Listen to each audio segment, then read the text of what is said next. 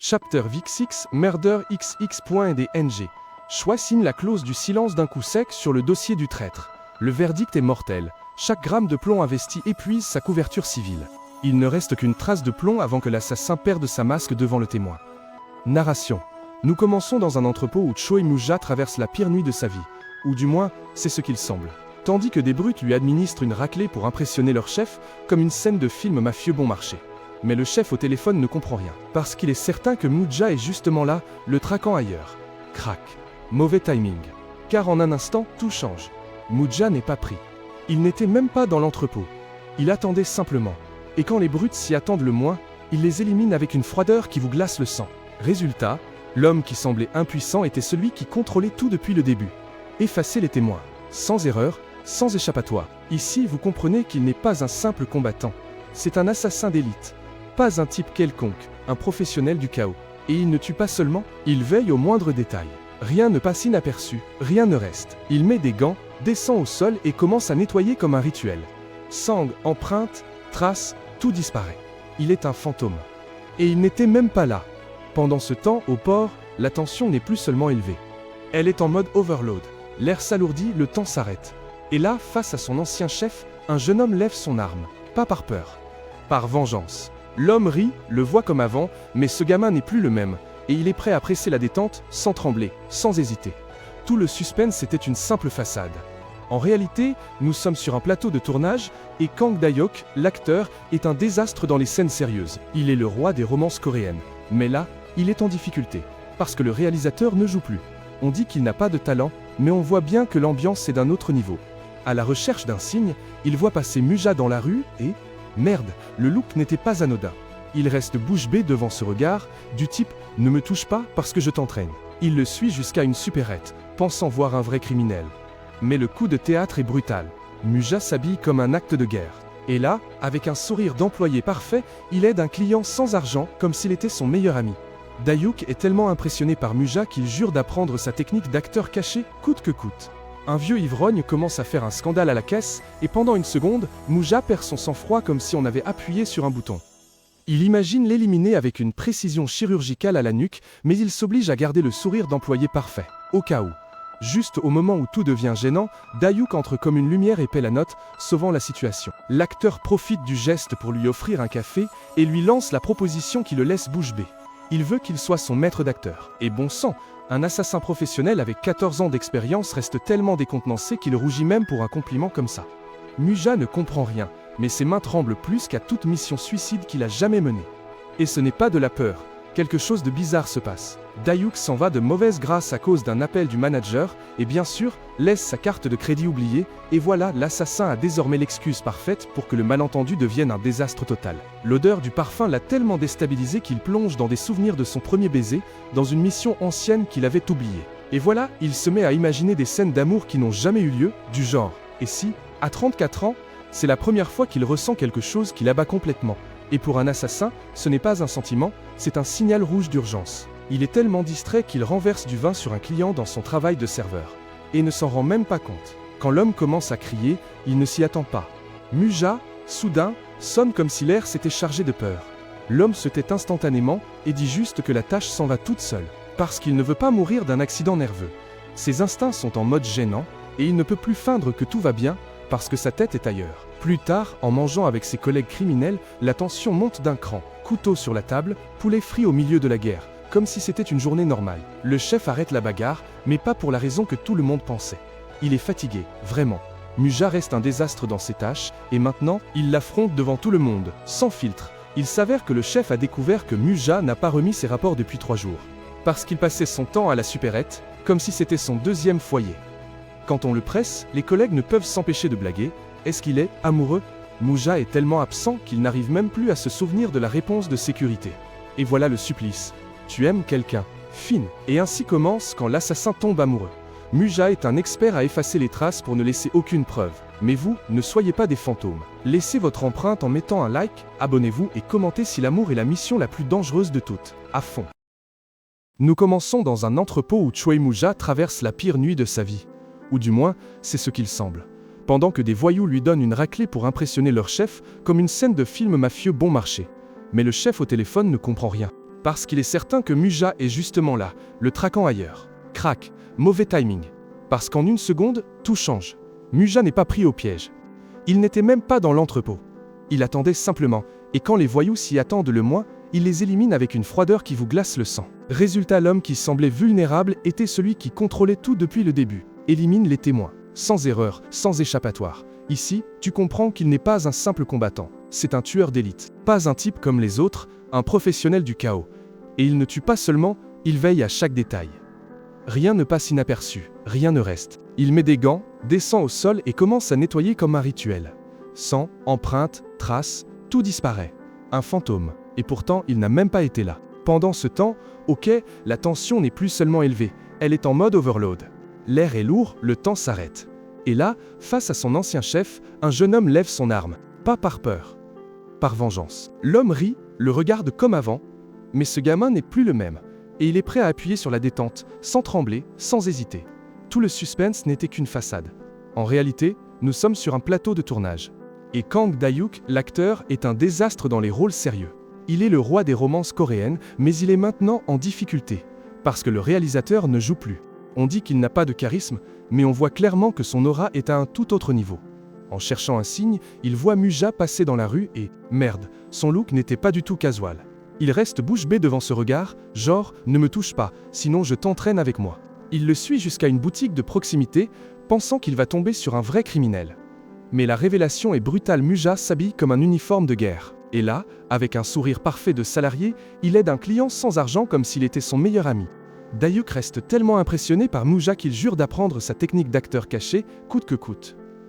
Un vieil ivrogne commence à faire un scandale à la caisse, et pendant une seconde, Muja perd son sang-froid comme s'il avait été poussé par un bouton. Il imagine l'éliminer d'un coup avec une précision chirurgicale à la nuque, mais il s'oblige à garder son sourire de salarié parfait, au cas où. Juste au moment où tout devient gênant, Da-hyuk arrive comme une lumière soudaine et règle la note, sauvant la situation. L'acteur profite du geste pour lui offrir un café et lui lance la proposition qui le laisse bouche bée.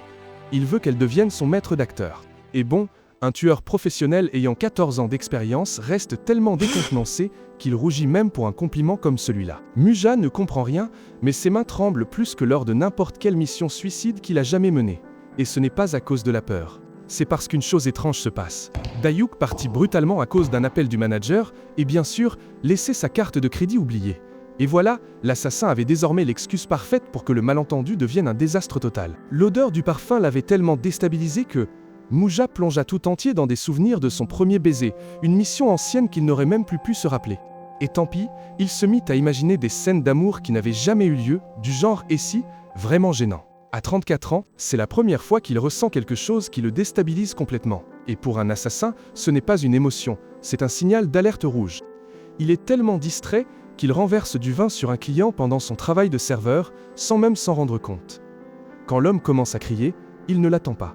Muja, soudain, l'air semble s'être chargé de peur. L'homme se tait instantanément et ne dit qu'une chose, la tâche s'effacera toute seule, parce qu'il ne veut pas mourir d'un accident nerveux. Ses instincts sont en mode cringe et il ne peut plus feindre que tout va bien, car son esprit est ailleurs.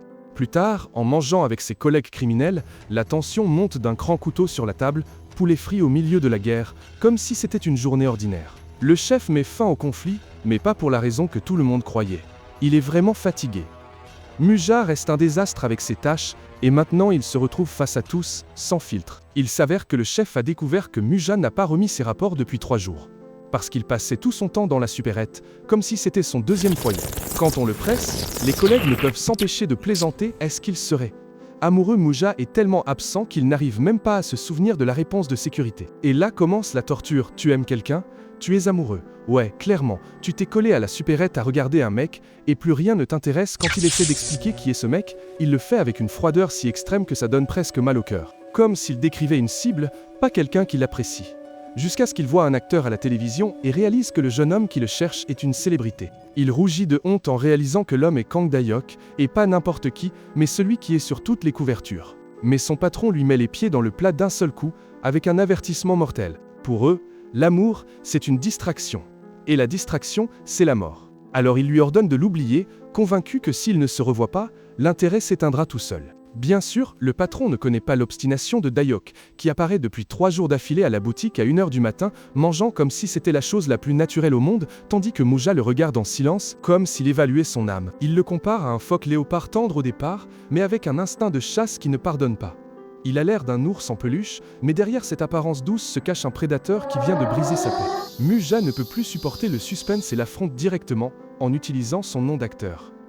Dayok panique complètement, il jurait que les lunettes et le masque le rendaient invisible, mais Muja l'a déjà repéré. Muja est sur le point d'exploser, parce que l'homme est tellement aimable que ça gâche toute l'atmosphère. Bien qu'il soit un tueur professionnel, il finit par céder et lui donne un faux nom, Ju Taiman, juste pour alléger la tension, parce que le moment était déjà trop gênant. Muja se venge en s'entraînant comme un fou, parce qu'il se sent comme un débutant d'avoir lâché l'info sans réfléchir. Là apparaît Alex, avec ce sourire de merde que seul lui sait faire. Il se moque de son manque de concentration, de la façon dont il s'est laissé emporter comme un débutant sans filtre. La tension monte, et l'air devient lourd, comme si le sol était debout. Et quand il propose de l'aider, ça sonne plus comme une menace que comme une aide. Si Muja ne se reprend pas, Dayok est en danger. Pendant ce temps, Dayok est chez lui, obsédé par chaque geste de l'homme qui prétend être son maître, comme un fanboy de sa propre vie. Mais attention, son plan d'infiltration est sur le point d'exploser parce qu'on le reconnaît déjà dans la rue. Et pas de façon anodine, même son manager a remarqué qu'il n'est pas à la maison les lundis et mardis, et ce n'est pas normal, donc si tu veux continuer l'enquête, il faudra plus d'originalité qu'un mème viral. Le manager s'est rendu compte que Dayok a quelqu'un en vue, et il passe en mode « Putain, ça va mal finir ». Pendant que le chef lui interdit d'aller dans des lieux de rendez-vous, comme si c'était facile à éviter, Dayok a un plan: emmener son maître en montagne avec une excuse si parfaite que même Sherlock lui-même ne la détecterait pas. Ce qu'il veut voir, c'est l'expression réelle quand l'épuisement physique lui arrachera le masque de mensonge. Son idée du meurtrier est tout droit sortie d'un film noir, et pour lui, l'escalade extrême est le seul chemin pour lui arracher la vérité. Oh, il est un génie total, ou complètement fou, mais pour lui, voir Muja détruit physiquement est la seule façon de découvrir l'homme derrière le masque et de capturer l'essence actoriale qu'il cherche tant. Et quand il retourne dans son monde de célébrité, Dayok démontre qu'il est un maître en relations publiques. Avec un simple bonbon à la cannelle, avec un sourire et un geste si décontracté qu'il semble ne rien faire, il a déjà le vétéran dans sa poche. Et là, c'était clair, son charisme n'est pas seulement de la séduction, c'est une arme psychologique de guerre. Si bien le type, qui était auparavant celui qui commandait, lui demande maintenant de le traiter comme un frère aîné. Il n'a même pas réalisé qu'il n'est plus en contrôle. Le manager reste choqué, regardant Dayok avoir tout le monde dans sa poche. Mais ce qui le fige sur place, ce n'est pas le contrôle, c'est que son obsession persiste, ce maître qu'il veut faire transpirer sur la montagne, juste pour voir ce qui se cache derrière cette façade. Dayok l'admet, son charisme n'est pas réel, ce n'est qu'un tour de théâtre. Mais cela ne le rend pas moins dangereux. C'est un stratège de haut niveau qui utilise tout le monde comme des pièces sur un échiquier.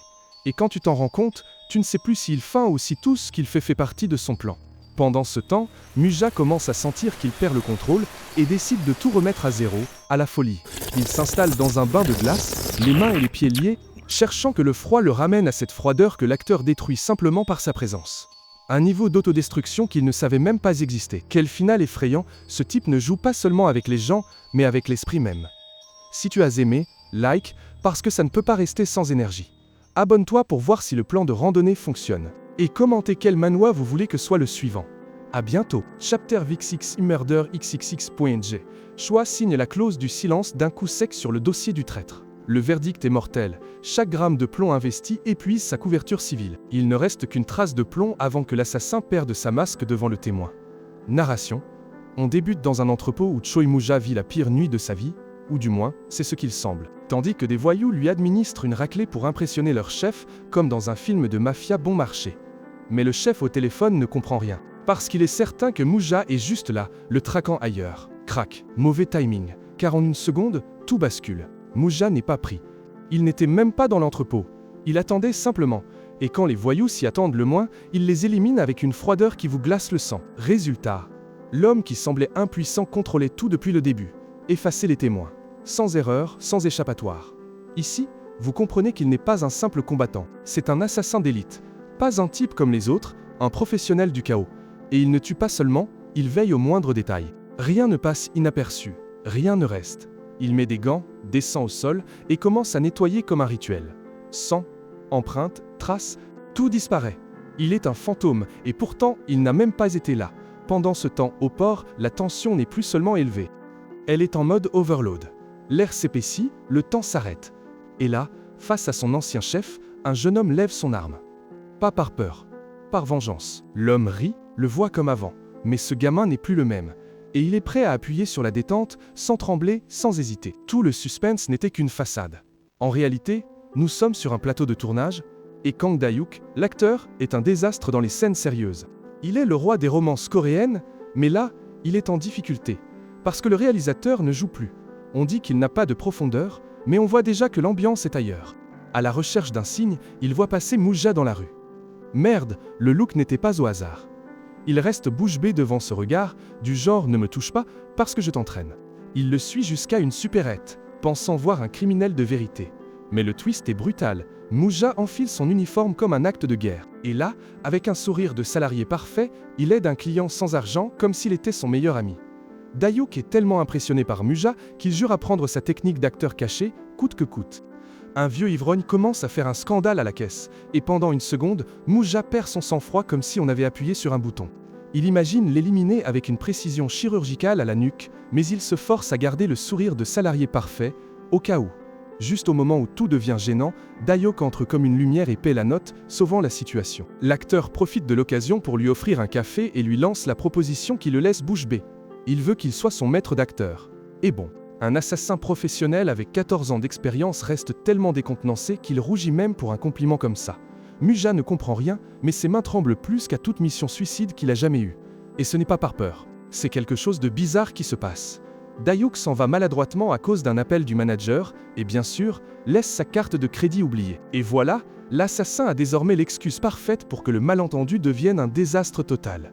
L'odeur du parfum l'a mis tellement hors de lui que Mouja plonge dans des souvenirs de son premier baiser, dans une mission ancienne qu'il avait oubliée. Et bon, il se met à imaginer des scènes d'amour qui n'ont jamais eu lieu, du genre « et si ?» cringe. À 34 ans, c'est la première fois qu'il ressent quelque chose qui l'abat complètement. Et pour un assassin, ce n'est pas un sentiment, c'est une alarme rouge d'urgence. Il est tellement déconcentré qu'il renverse du vin sur un client dans son travail de serveur et ne s'en rend même pas compte. Quand l'homme commence à crier, il ne s'y attend pas. Mouja, soudain, sonne comme si l'air s'était chargé de peur. L'homme se tait instantanément et dit seulement que la tâche s'en va toute seule. Parce qu'il ne veut pas mourir d'un accident nerveux. Ses instincts sont en mode cringe et il ne peut plus feindre que tout va bien, parce que sa tête est ailleurs. Plus tard, en mangeant avec ses collègues criminels, la tension explose. Couteau sur la table, poulet frit au milieu de la guerre, comme si c'était une journée normale. Le chef arrête le conflit, mais pas pour la raison que tout le monde pensait. Il est fatigué, vraiment. Mouja reste un désastre dans ses tâches, et maintenant, il l'affronte devant tout le monde, sans filtre. Il s'avère que le chef a découvert que Mouja n'a pas remis ses rapports depuis 3 jours. Parce qu'il passait son temps à la supérette, comme si c'était son deuxième foyer. Quand on le presse, les collègues ne peuvent s'empêcher de blaguer. Est-ce qu'il est amoureux? Mouja est tellement absent qu'il n'arrive même pas à se souvenir de la réponse de sécurité. Et voilà le supplice. Tu aimes quelqu'un? Fine. Et ainsi commence quand l'assassin tombe amoureux. Mouja est un expert à effacer les traces pour ne laisser aucune preuve. Mais vous, ne soyez pas des fantômes. Laissez votre empreinte en aimant, en vous abonnant et en commentant si l'amour est la mission la plus dangereuse de toutes. À fond.